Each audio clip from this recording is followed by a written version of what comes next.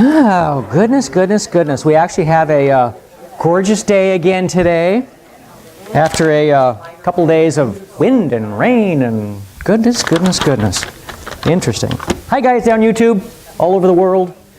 Still freaky when I think about that. So. Janice says the same thing, too. I know. So, let's see. Oh, May calendar. Cool. This Tuesday, crystal reading with Beth. And ARE has a DVD night on Thursday. Followers of the Way, right? This Thursday? Okay, Followers of the Way with Janice. If you're wondering what that is, ask her. Ladies' lunch on Friday. Actually, they're doing it, looks like they're doing it at the church. BYOL, which is, of course, bring your own lunch. And what? And of course, Janice. I know. Yeah, I was getting that. Bring your own lunch. So, and come this Saturday, ARE is having their spring annual get-together here. And Saturday, May 5th, they are having Patrick Belial, okay, and following in his footsteps, breaking the cycle of karma by walking the Master's path. If you want any more information, right there, talk to her. You can sign up beforehand, it's a little bit less expensive, or you can sign up at the door, it's a little bit more expensive. So, just kind of depends. So, and more information about it, and obviously talk to her if you want more information. And have a couple quotes here, actually one of them here. No snow falls lighter than the snow of age, but none lies heavier, for it never melts. Yeah.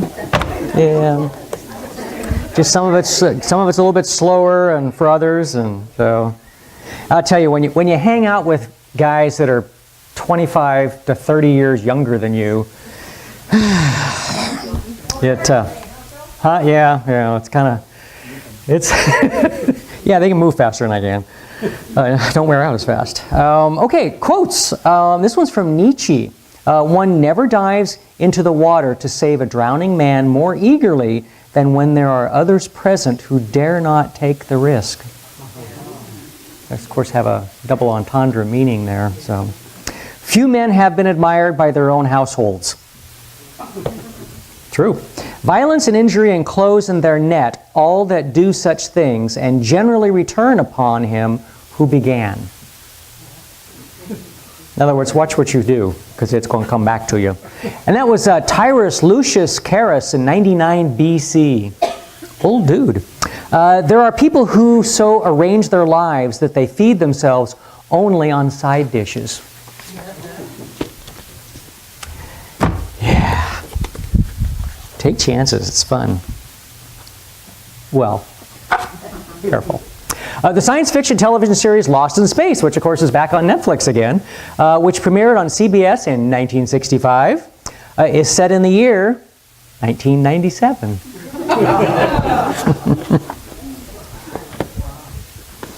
So, all right, we do have a couple patron saints by the name of George Carlin and John Lennon.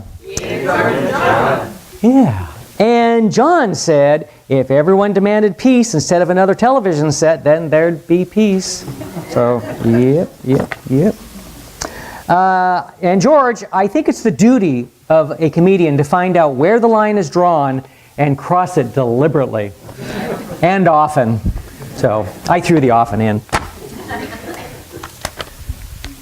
More t-shirts you can buy. The best thing about the good old days was I wasn't good and I wasn't old. Yep. When you said friends with benefits, I assumed you owned a liquor store. Pubs, the official sunblock of Ireland. Yep. You call them swear words, I call them sentence enhancers. Be good t-shirts. Some people are kind, polite, and sweet-spirited until you try to sit in their pews. Many folks want to serve God, but only as advisors. It's easier to preach the 10 sermons than it is to live one. Yes, it's true. The good Lord didn't create anything without a purpose, but weeds in the garden and mosquitoes come pretty darn close. The 20th of May. Not on the calendar yet. Barbecue. 20th of May. So are we going to do that because she has something at 1 o'clock that was going to I didn't know that. kind of interfere with it? So we're gonna nix that for now and, Okay. and come up with another date at the board meeting. That was 10 minutes ago, so what do I know? Yeah. Okay. Happen anyway. Okay.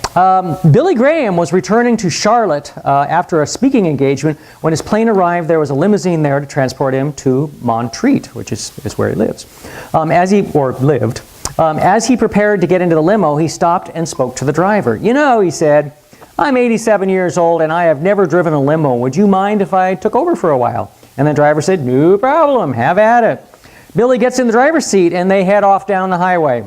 Short distance away, a new rookie state trooper operating his first speed trap. The long black limo went by doing 70 and a 55. Trooper pulled him over, easily caught the limo, got out of his patrol car to begin the procedure. The young trooper walked up to the driver's door, and when the glass was rolled down, he was surprised to see who was driving. He immediately excused himself, went back to his car, and called his supervisor. He told the supervisor, you know, I know we're supposed to enforce the law, but I also know that important people are sometimes given a few courtesies. I need to know what I should do because I stopped a very important person. The supervisor asked, well, is he the governor? And the trooper said, no, he's a lot more important than that. Supervisor said, well, or is it the president? He says, nope, not even, no, he's even more important than that. Supervisor finally said, well, then who is it? The young trooper says, well, I think it's Jesus because he's got Billy Graham for a chauffeur.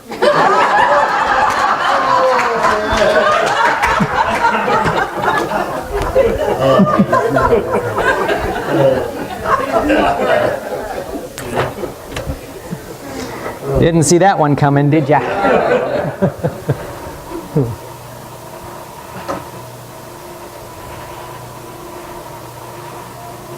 Here we go.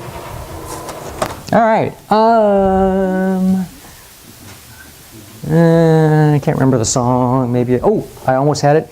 It's Deneen. It is.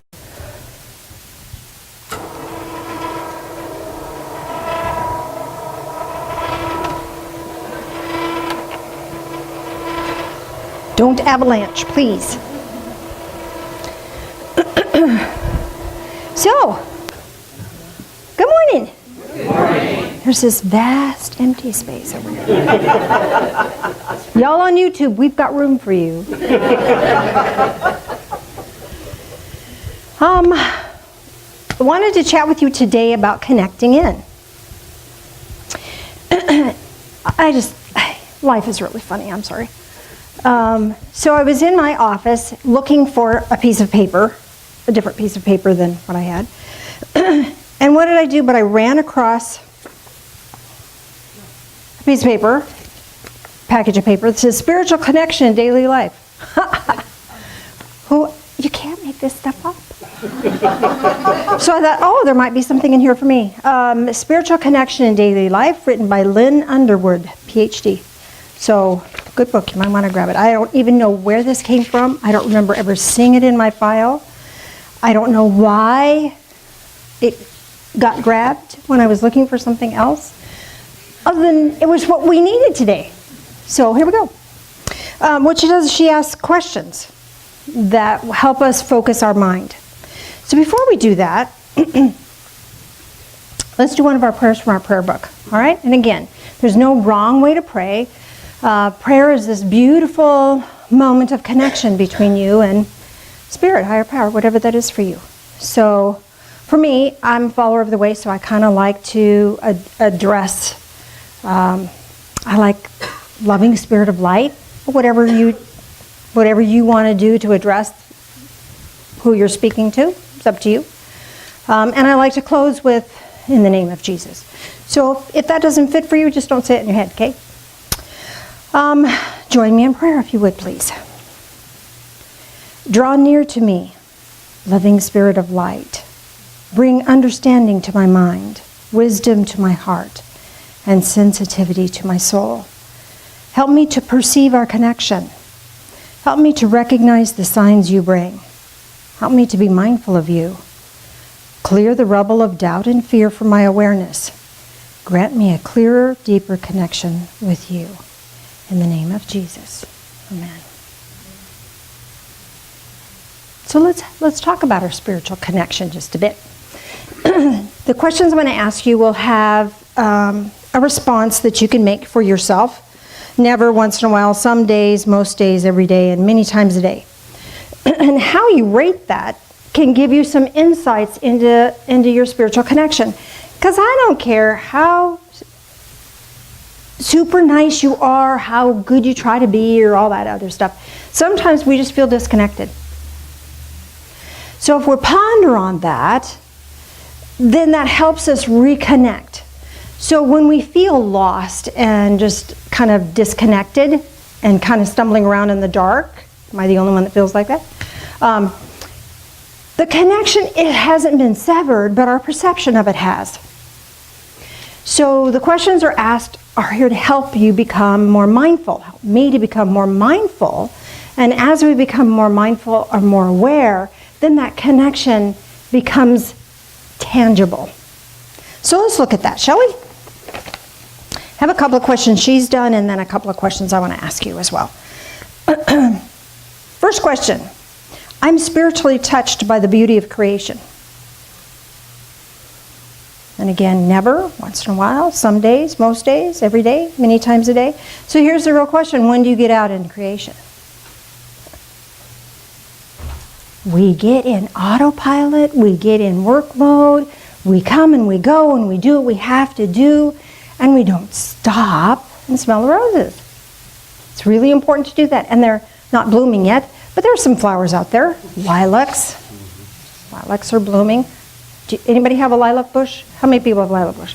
Okay, if you don't have one, there's people who you can go and smell them. So if you're spiritually touched by the beauty of creation, that helps your connection. That really helps your connection. So that's something you might want to consider or ponder when you're feeling disconnected, discombobulated.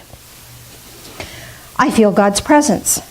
Or another way to say that, I feel the presence of the divine or holy. Do you feel that? Like never? Once in a while? Some days, most days, every day, or many times a day?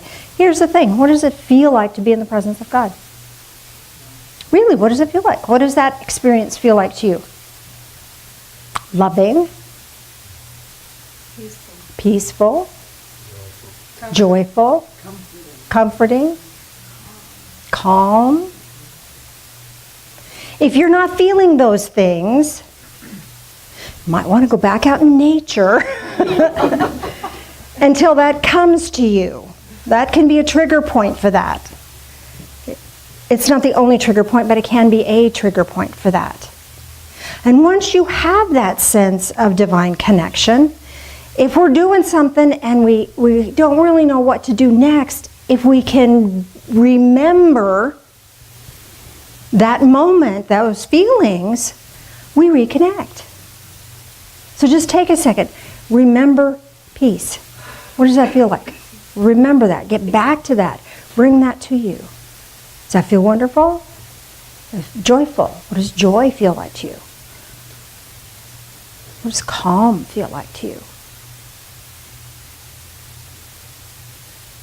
When we can remember, we can reconnect. And when we are tuned into that connection, then we get all kinds of messages and information and guidance. And that's what we're really looking for, is it not? Okay, another one. I experienced a connection to all of life. I teach a class called Shaman's Journey. And one of the aspects of the class is feeling connected to everything. And it can be overwhelming and beautiful at the same time. But if you feel connected to one another in this room, it's not about judging the other person. It's not about, well, I don't like what she's wearing today. But it's about just being aware that they're there. Okay, those of you who are in the back have an easier target because you see everybody in front of you. You in the front, sense back. You can sense all of that. And then if you expand your awareness some, you can even expand it beyond that. Sense out into the neighborhood. Can you sense the people in their homes nearby? Can you sense that? Now sense the Tri-Cities. This is not to get you overwhelmed. You're not picking up their feelings. You're just becoming aware. There are little sparks of light all over. There's no right or wrong, good or bad. They may be experiencing pain of life. They may be experiencing the joy of life. That's not what you're searching for. You're just tuning in to the fact that there's little specks of light everywhere. We all have that little light within us. And that's what you're being aware of. Can you feel that? How does that feel? That's a different feeling. How does that feel? Good? How can you describe that for me? Unity. Well done, wherever you were. Whole, not alone. Joined without losing your own identity. Like feeling part of a bigger whole. Doesn't that feel good? Connected. Lo and behold, there it is. So when you feel that, have you ever felt that before? Maybe not. Does that feel something? When you are experiencing that connection, this amplifies your connection to Divine Source. Because we can't experience that and be in judgment. Can't do it. You can't experience that and be in fear. You can't experience that and feel lost. Doesn't mean you don't feel those things, but you're experiencing this connection on a whole different level. And when you're experiencing that connection on a whole different level, you're raising your vibration and your awareness out of the mundane day-to-day stuff, and you're getting into a higher energetic structure. And it shifts your perception. So you might want to try that. And you might want to try that once in a while, or every day, or several times a day. Check it out. Try that. I think the first time I experienced that, it was really a funny story, actually. I was out in the yard playing something, I don't remember what it was. And my brother came home from school, and he said, well, we learned about Australia today. And I said, oh, yeah? And he said, yeah, it's straight through the earth on the other side of the earth. It's right below us. And in that instant, I felt the whole world, all of it. I felt every tree, every plant, every human being, every animal, everything. I felt it all. And kind of freaked me out, actually. So then I came in, and I must have had the look, because my mother gave me the look of, okay, what's going on with her now? And she said, well, dinner will be ready. It's not quite ready yet. She thought I had come in for dinner. I said, it's okay, I got to go lay down. I just felt the whole world. And she went, oh, okay. So I kept us in the community. You know, if you want to feel the whole world, you can. But you might want to take little steps. You might want to take that class I offer, because it's kind of a wonderful, how many people have taken that Shaman's Journey class? It's a pretty, way cool, awesome experience. But anyway. Okay, here's another question. How close do you feel to God? How close do you feel to the divine or holy? How close do you feel? Not close at all, somewhat close, very close, or as close as possible. And after that last thing, do you feel closer than you did a few minutes ago? Maybe, maybe.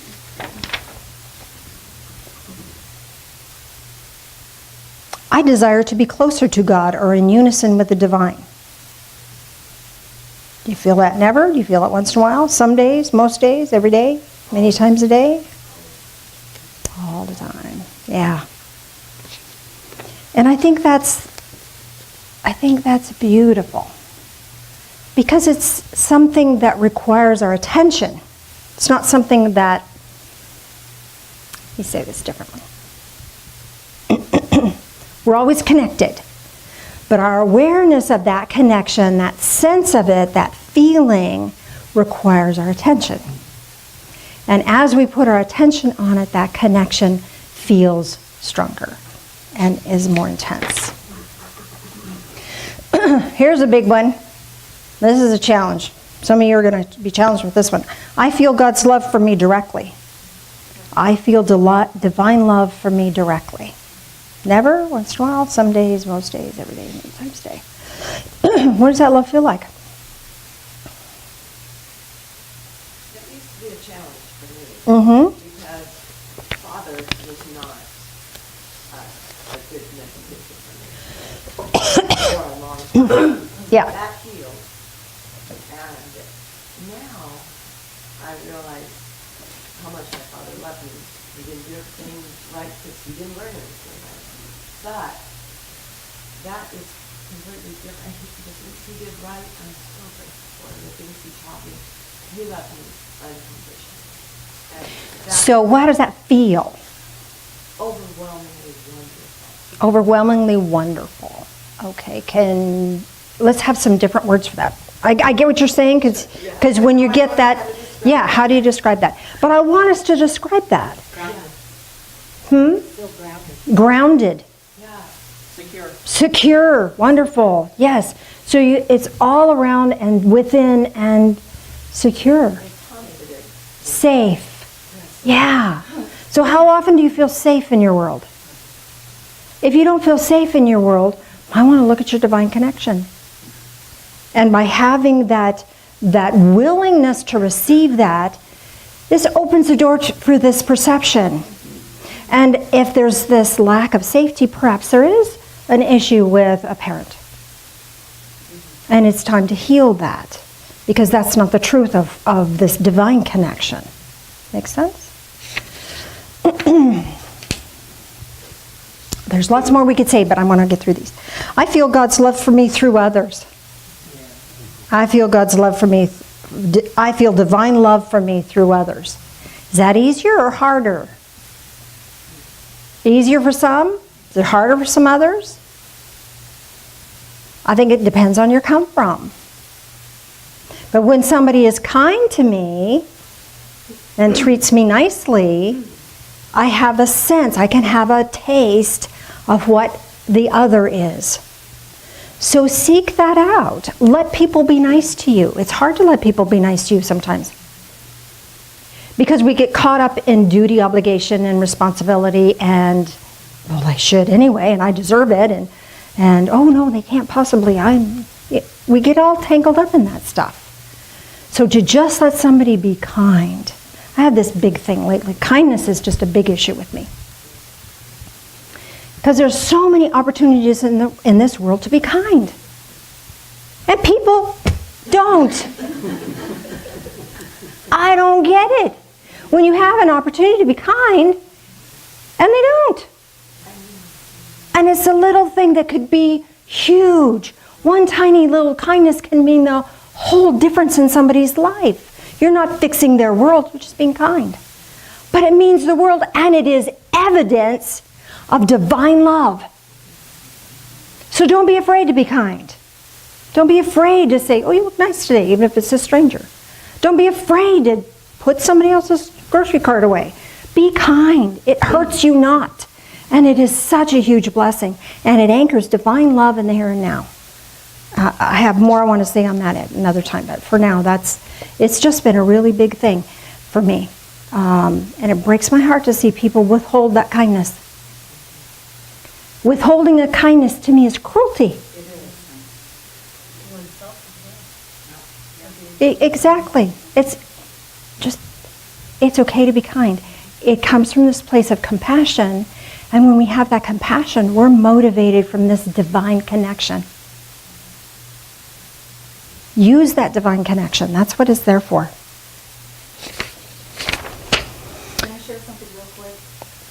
Can I move on if we have time? It's about kindness. Can we move on and then we'll get back? Because I've got more pages here.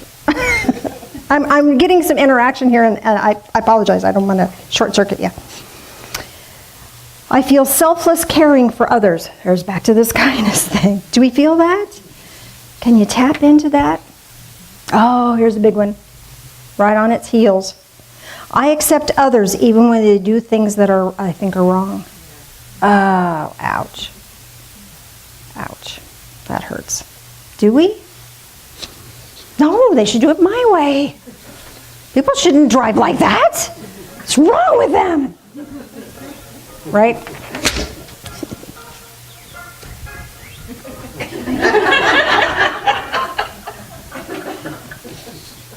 We'll have compassion for others about that, won't we?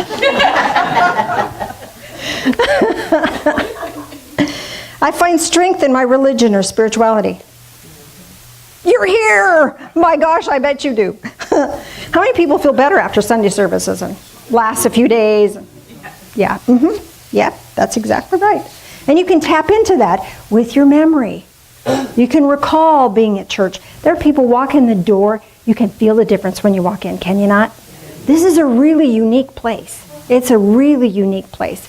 There's so much love manifested in here, and that kindness is energetically anchored here. Mary Lilga has made a huge effort. I don't know, you probably had cohorts with this, but in all the corners are little jars that have rock salt and crystals in them, and then we bless the place, and we even took crystals out and buried them in the corners of the property line.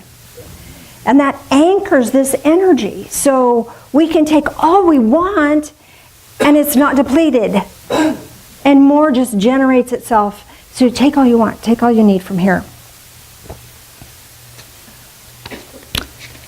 So having this spiritual anchor allows us to keep things in better perspective throughout the week, don't you think? Okay, I feel guided by God in the midst of daily activities. I feel divine guidance in the midst of daily activities. Do we? That's what we're hoping for. That's what the connection that I want to chat with you about. That's what we want, is to have that moment-to-moment connection. And we can use it for everything. Everything. Because that connection, now then, our shift and our focus isn't autopilot, nor is it just all about me. It gets to be about how does that fulfill my purpose? How does that support my divine journey, my sacredness in this moment? Okay. I ask for God's help in the midst of daily activities. I ask for help from higher power in the midst of daily activities. Do we ask? We forget. Oh, psychic V8 moment. Could have had a V8. If you're young, you don't know what I'm talking about. But there's lots of laughter in this room, so we're older, we get it. You could have, we should have, could have, would have. Oh man, I could have asked for help about that, and I didn't. And then later we go, oh. I want to talk to you some more about that here in a minute. During worship or other times when connecting with God, I feel joy which lifts me out of my daily concerns. Where do we say that? I feel joy that lifts me out of my daily concerns when experiencing a connection with divine. Amen to that, right? And the more often, the better. I feel thankful for my blessings. Here's that gratitude piece. Now, here's the thing with gratitude. Especially around Thanksgiving, we hear a lot of, oh, I'm grateful for this, and I'm grateful for that, and I'm grateful for this. And yet gratitude is this, not to minimize that, I think that's wonderful. But when we can get into this divine gratitude, this connected gratitude, oh my gosh, it's phenomenal. Okay, so can you get back to that place where you sense all of the little lights in this area, all of the little connections? Now feel grateful for them. That's amazing. And that just changes everything. Because if we can be grateful for all these connections, grateful for people who are living their lives, and then maybe they're not doing it the way I think they should, but I can be grateful that they're breathing. They're doing their thing. They're here. They have chosen life, and they're doing it the best way they know how. And I can have gratitude for that. I can have gratitude for that. Now lay that gratitude on top of your own life. That gratitude you feel, now lay that on top of your own life. You're doing the best that you can. You're doing all that you can, the best that you can in this moment. And maybe you can do better when you have more tools, or a different opportunity comes along, or new awarenesses. But for right now, you're doing the best you can. And you get to cut yourself some slack. And you get to just be with that. How does that feel? That feels pretty darn good, doesn't it? Because guess what? The alternative is that you didn't choose to incarnate, or you've moved on from here. But you're here, you're breathing, and you have a chance to make a difference in your own life and in someone else's life. I feel deep inner peace or harmony. Don't you feel that better now? Now, how do we hang on to that? How do we hang on to that? I've got a couple other questions. You're not going to like them. Unless, of course, you do. How often do you let others' actions upset you?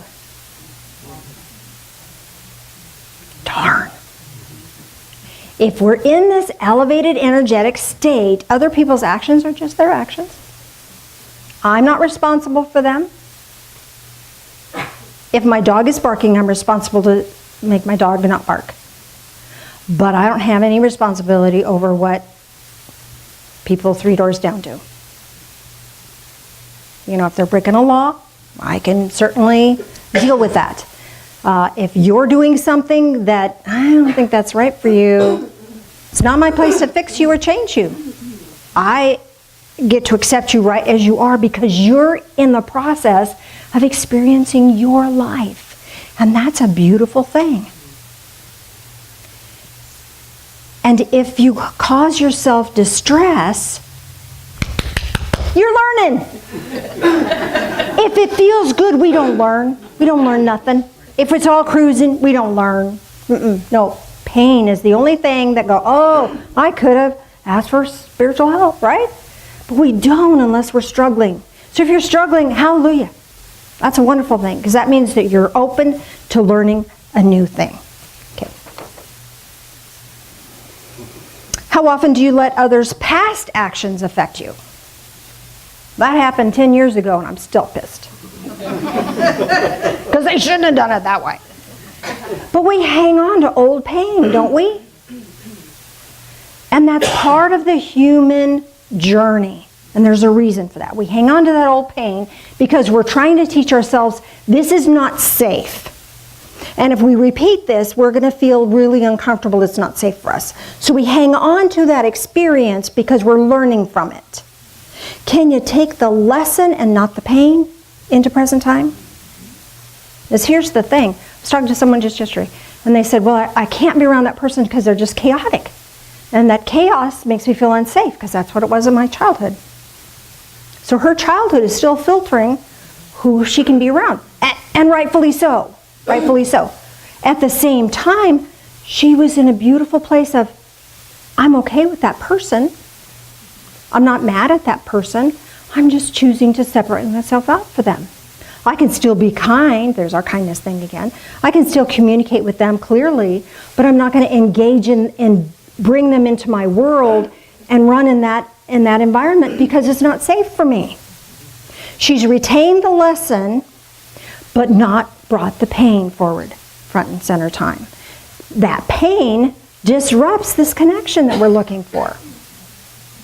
So the lesson is valuable, helps us feel safe, helps us stay connected. Because didn't we talk about that feeling of connection feels safe? It's imperative that we have that. So bringing the lesson without the pain.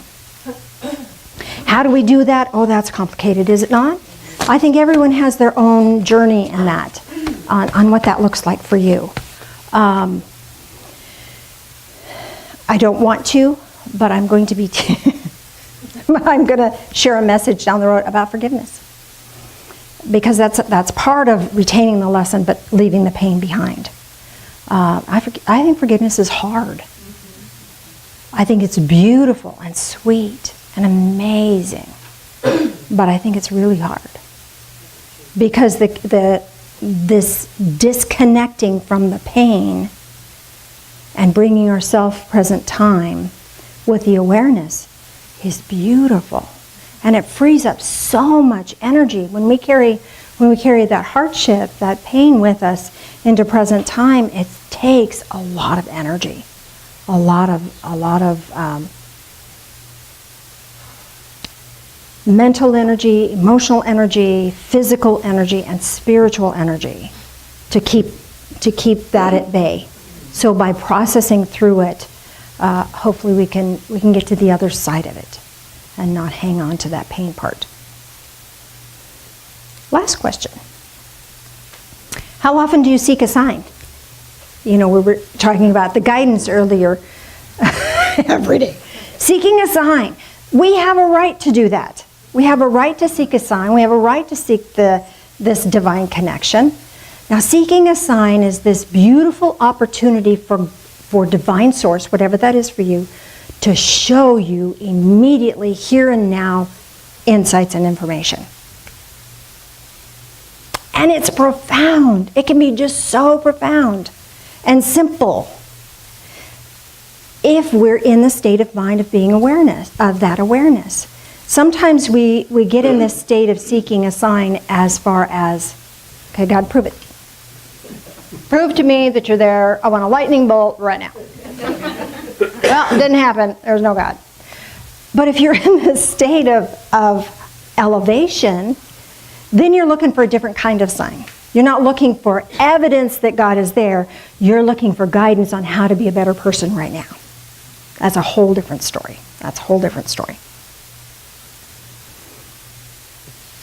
So I want to do our guided meditation. I want to move right into that. I haven't forgotten you.